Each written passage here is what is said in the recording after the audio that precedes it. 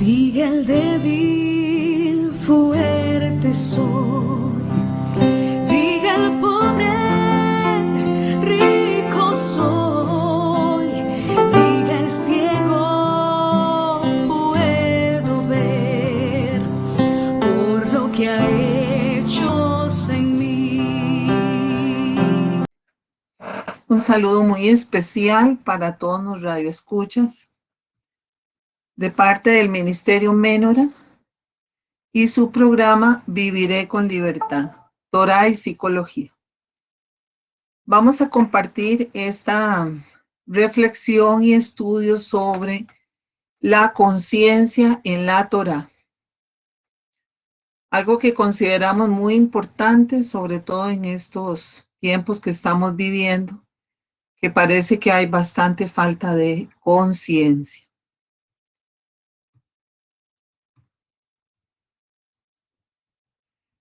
En Primera de Pedro 3:16 leemos, en la palabra del Eterno, tengan todos una buena conciencia.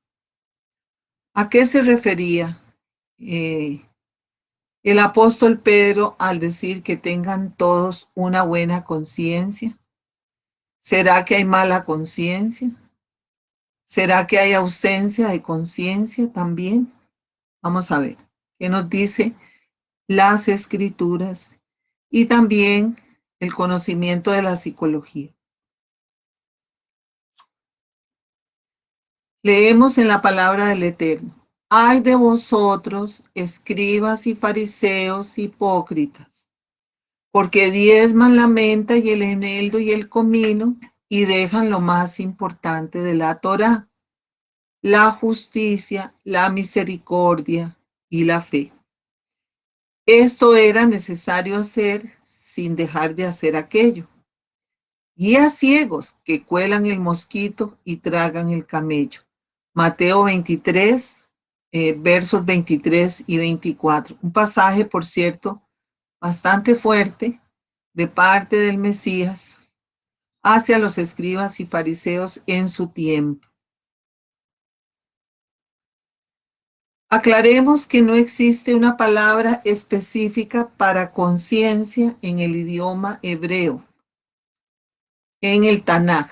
Solamente la tenemos en griego en el Brit Hadashah, o sea, lo que se conoce como el Nuevo Testamento. Pero en el Tanaj, conocido también como Antiguo Testamento, podemos dilucidarla, comprenderla en forma indirecta. El hebreo es un idioma muy concreto y no acepta abstraccionismos. La palabra conciencia puede sonar como algo un poco abstracto.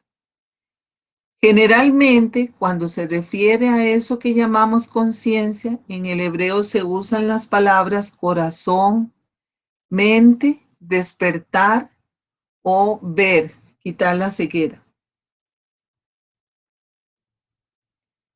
La conciencia se refiere a un conocimiento, o sea, a una ciencia que compartimos con nosotros mismos y a la vez es común a todos los seres humanos.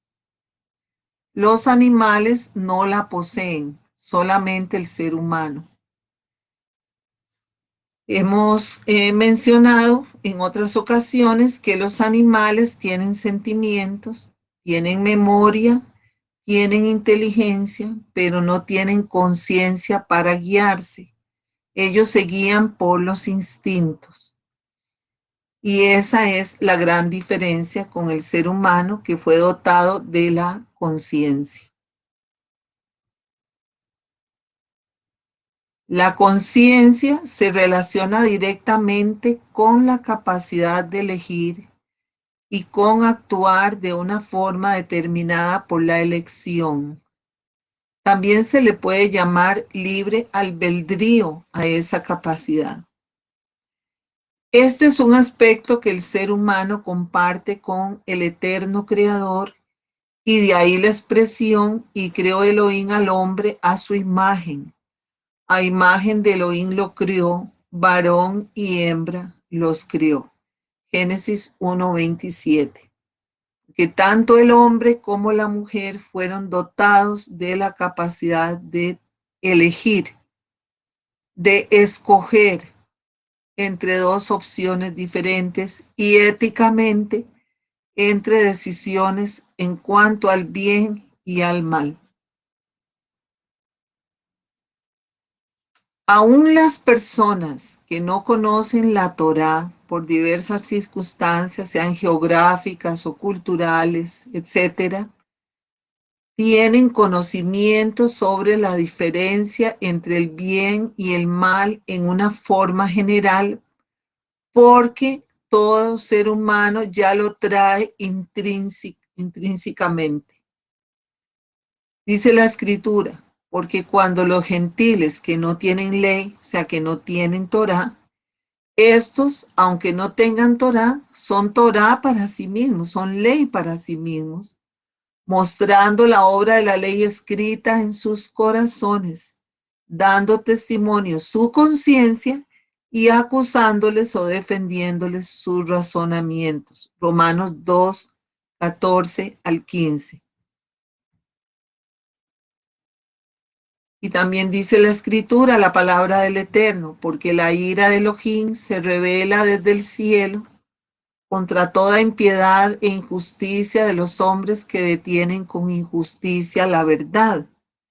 Porque lo que de Elohim se conoce les es manifiesto, pues él se lo manifestó. Porque las cosas invisibles de él, su eterno poder y deidad, se hacen claramente visibles desde la creación del mundo, siendo entendidas por medio de las cosas hechas, de modo que no tienen excusa.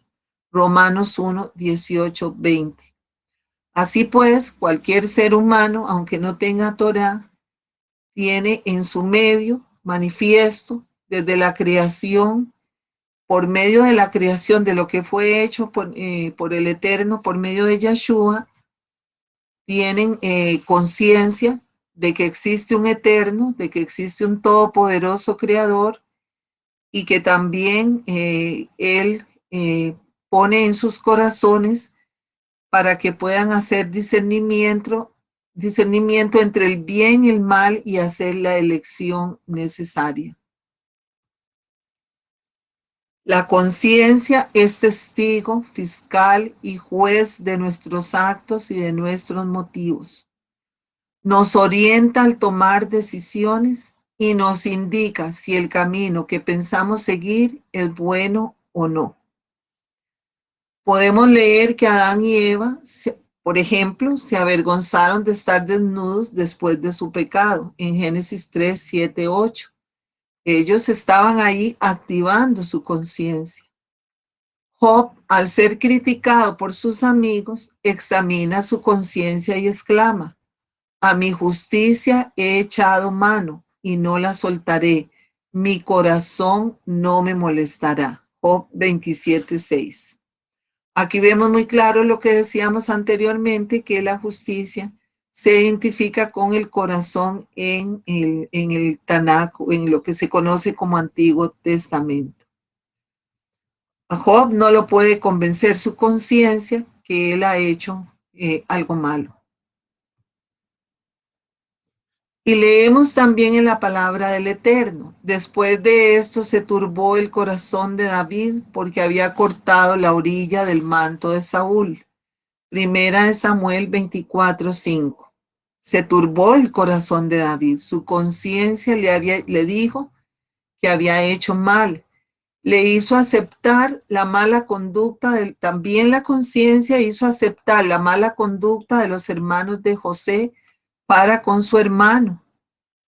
Dice la palabra del Eterno: entonces se dijeron el uno al otro: verdaderamente somos culpables en cuanto a nuestro hermano, porque vimos la angustia de su alma cuando nos rogaba y no lo escuchamos. Por eso ha venido sobre nosotros esta angustia. Génesis 42:21. Abba Yahweh habla a los hombres por medio de la conciencia. Es un canal directo de comunicación con él. Esto no excluye, por supuesto, la Torá. Eso lo analizaremos más adelante. Aún la ciencia reconoce que tenemos células cerebrales que nos conectan con las facultades espirituales, tales como la compasión, el perdón, el remordimiento, el sentimiento de culpa, y también nos conectan con el Eterno, con el Todopoderoso Yahweh. Cabe hacerse la pregunta, si todo ser humano nace con esta cualidad adquirida, se puede perder, se pierde la conciencia.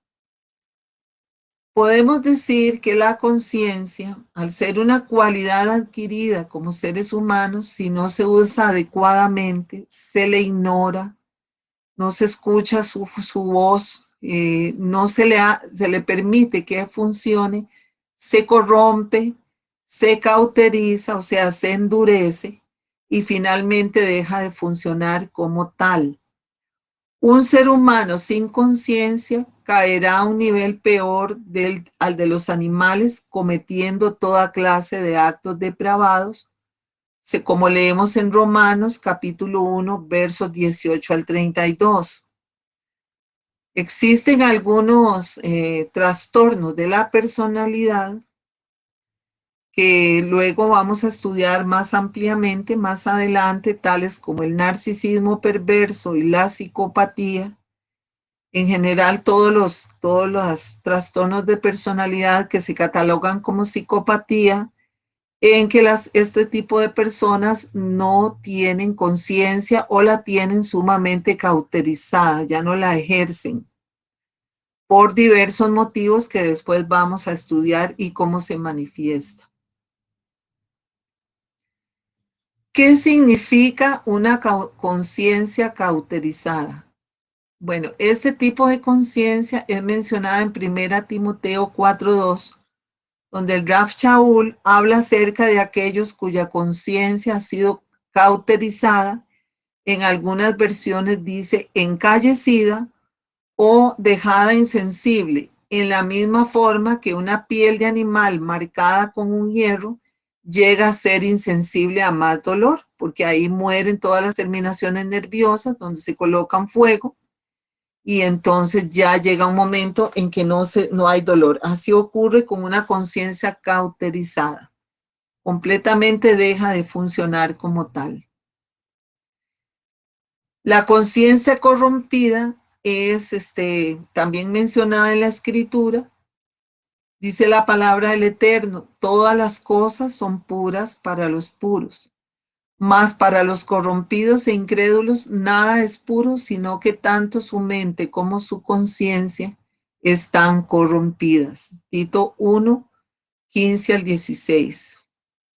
En este caso, la conciencia existe, pero está distorsionada acerca de la visión de las cosas. Y es cuando las personas llaman a lo bueno malo y a lo malo bueno. O bien adquieren una mente maquiavélica, que eso quiere decir que el fin justifica los medios, aunque tengan que pasar por encima de los demás o hacer toda clase de daño a otras personas o en la sociedad en general. Vamos a encontrar algunas de las causas de cauterización de la conciencia. Bueno, entre las causas tenemos las drogas y el alcoholismo. Eso está ampliamente demostrado. Las adicciones químicas tienen un efecto devastador sobre el espíritu y acallan la voz interior de la conciencia. La enajenación social, las presiones sociales materialistas también son un aspecto importante que puede influir en endurecer la conciencia. Otro aspecto que es muy importante, que vamos a tratar más ampliamente en un próximo programa, es el abuso y la manipulación perversa de los niños en edades tempranas. Este es un factor totalmente determinante. Entonces, conforme el niño o los niños o niñas sufren ese tipo de abusos o manipulaciones perversas, van a caer en psicopatía, y lo vamos a ver en los trastornos de personalidad, tales como mencioné antes, trastornos narcisistas y sociopáticos, que hacen que los individuos actúen sin conciencia. Estamos muy interesados en ampliar este tema para determinar estos tipos de trastorno de personalidad y cómo reconocerlos cuando los encontremos en el camino. Poco a poco iremos tratando todos estos asuntos. Las conductas repetitivas son distractores que también afectan la conciencia, que conducen a hábitos que nos van a dañar esa capacidad de introspección. Por ejemplo, los eslogan publicitarios que convencen a los seres humanos de que es lo correcto y lo que deben hacer, conduciéndolos hacia una especie de robotización. Todo eso tiene que ver con la propaganda, con los hoax o mentiras tecnológicas, y también con la sobreinformación, haciendo que las personas actúen sin una guía real, sin una conciencia clara del asunto, de los asuntos. Y también tenemos el aspecto de la necesidad de sobrevivencia, que impide que los escrúpulos naturales, que son frenos morales, que no nos permiten violar las leyes o hacer daños a otras personas, pero esa necesidad de sobrevivencia extrema lo va a impedir, y crean barreras en la conciencia del hombre con respecto a sus actos. Eso incluye, por ejemplo, la pobreza extrema, las guerras, la inmigración, las tiranías políticas y religiosas extremas, etc. Entonces vamos a ver que individuos, personas, sociedades, familias sometidos a estos factores pueden llegar a robar, pueden llegar a mentir, pueden matar y hacer toda clase de violaciones a la conciencia, cauterizándose por la necesidad de sobrevivir. Lo vemos mucho en los países en los cuales hay una tiranía, sobre todo de izquierda. Bueno, las escrituras nos dan algunos consejos para fortalecer la conciencia natural que ya tenemos. En primer lugar, tenemos la Ruach HaKodesh, o el espíritu de santidad. Shaul nos enseña: verdad digo en el Mesías, no miento, y mi conciencia me da testimonio en la Ruach HaKodesh, o sea, en el espíritu de santidad. Eso está en Romanos 9:1. Debemos procurar siempre la Ruach, rogar a Abba que nos dé la Ruach HaKodesh para que nos mantengamos con una conciencia que nos dé testimonio. Y eso es sumamente importante en este caminar. También otra forma de fortalecer la conciencia es el temor a Yahweh. Dice la escritura: horrenda cosa es caer en las manos del Elohim vivo. Hebreos 10:31. Porque nuestro Elohim es fuego consumidor, dice en Hebreos 12:29. El temor al todopoderoso Yahweh es uno de los 7 espíritus de Yahweh. Dice la palabra del Eterno: y reposará sobre él el espíritu de Yahweh, espíritu de sabiduría y de inteligencia, espíritu de consejo y de poder, espíritu de conocimiento y temor de Yahweh. Isaías 11:2. Y muchas veces una persona, cualquiera de nosotros, que estemos en una tentación de traspasar nuestra conciencia para realizar un acto pecaminoso, el temor de Yahweh nos impide hacerlo, y entonces eso es algo que actúa muy a nuestro favor. Conocer la voluntad de Abba Yahweh por medio del estudio de la Torá es otro de los factores. En la Torá de Yahweh, dice la palabra, está su delicia, y en su Torá medita de día y de noche. Salmos 1:2. También dice, medita día y noche el libro de esta ley, teniéndolo siempre en tus labios. Si obras en todo conforme a lo que se prescribe en él, prosperarás y tendrás éxito en todo cuanto emprendas. Josué 1:8.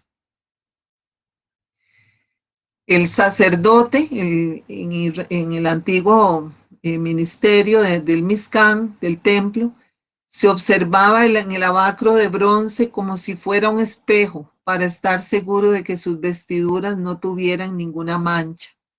Asimismo, la Torá es el espejo en donde reflejamos nuestra conciencia para estar seguros de presentarnos ante Elohim limpios de toda maldad y error.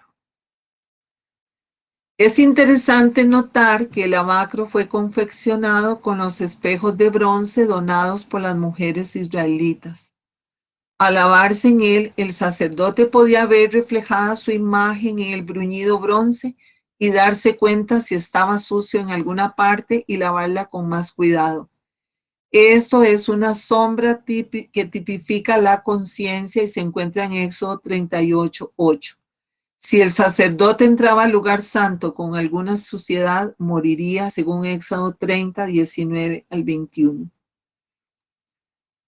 Queremos recalcar aquí el asunto que es sumamente importante para que una persona desarrolle una buena conciencia.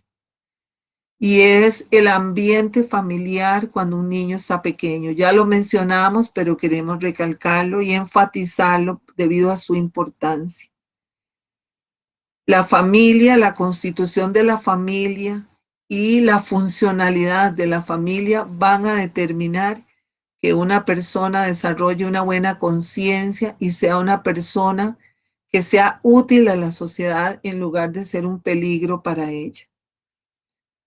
Porque si una persona sin conciencia, repetimos, va a ser una persona perversa.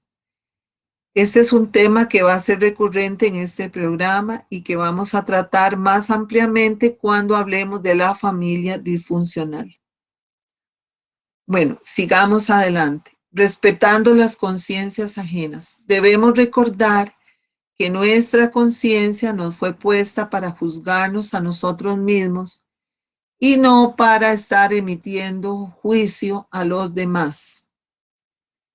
Desde sus inicios han existido diferentes conciencias en las congregaciones y algunas son más fuertes que otras. Por ejemplo, algunos hermanos tenían escrúpulos ante ciertos alimentos que se sacrificaban a los ídolos y luego se vendían en el mercado.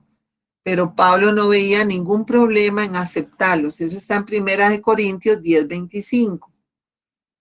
Sin embargo, en pasajes relacionados, Pablo, comprendiendo que no todos tenían su misma opinión, expresó que prefería abstenerse de comer carnes de origen dudoso antes que escandalizar a los débiles y hacerles tropezar.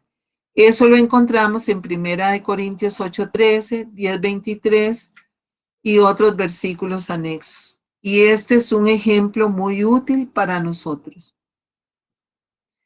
Ningún miembro de la congregación debería crear polémica en torno a asuntos de conciencia con respecto a los hermanos. Nuestro objetivo no es derribarnos unos a otros, sino edificarnos, promoviendo el amor y la unidad entre todos, como dicen Romanos 14:19. No todos tenemos que opinar lo mismo en asuntos de decisión personal, o sea, en asuntos de conciencia. Aquí no estamos hablando de la Torá. La Torá no se discute, la Torá no es circunstancial, es completamente absoluta. Estamos hablando en asuntos de conciencia. Yeshua dijo, dejen de juzgar para que no sean juzgados. Mateo 7:1. Ningún miembro de la congregación debería crear polémica en torno a asuntos de conciencia. Nuestro objetivo no es, repito, derribarnos unos a otros, sino promover el amor y la unidad. En todo caso, recordemos que la Torá es nuestro cerco protector. Usted puede ejercer su libertad y lo que la conciencia le diga, y si es un creyente del Mesías y quiere moverse en un ámbito seguro, lo puede hacer siempre que lo haga dentro del cerco de la Torá. Un cerco es una valla que nos rodea para preservarnos de los peligros, no es una cárcel. Por ejemplo, las sectas son grupos fanáticos que crean cárceles e impiden a sus miembros ejercitar su conciencia para tomar decisiones personales y así controlan a las personas todo con el sueño, la comida, con la ropa, con cosas extremas que la mayoría de las veces ni siquiera están incluidas en los mandamientos de la Torá. Bueno, hermanos, hasta aquí hemos llegado.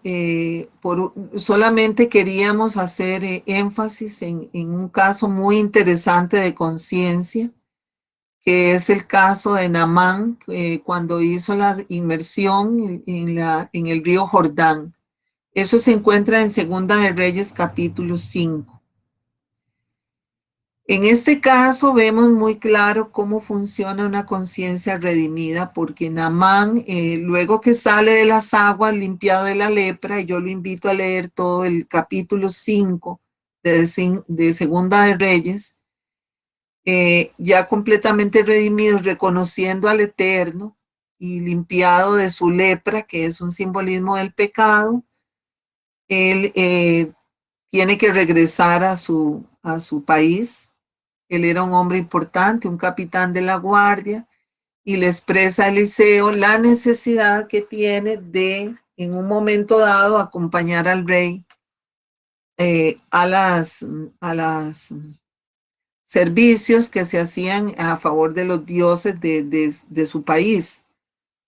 Y Eliseo le dice, vete en paz. Hay muchas situaciones en la vida que a nosotros, al igual que Naamán, tenemos que hacer uso de la conciencia para establecer hasta dónde llegamos en una determinada situación, ya que estamos en una condición de exilio, tal y como estuvo Naamán, como estaba Naamán cuando tuvo que irse de Israel y regresar a su país de origen.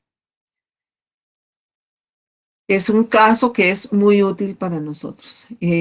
Bueno, damos por terminado esta pequeña reflexión y esperamos que les sea de su provecho y de su interés, que lo comparta con otros y lo invitamos también a seguir escuchando Radio Shofar Internacional para edificación de su alma, para regocijo de su espíritu. Muchas gracias a todos.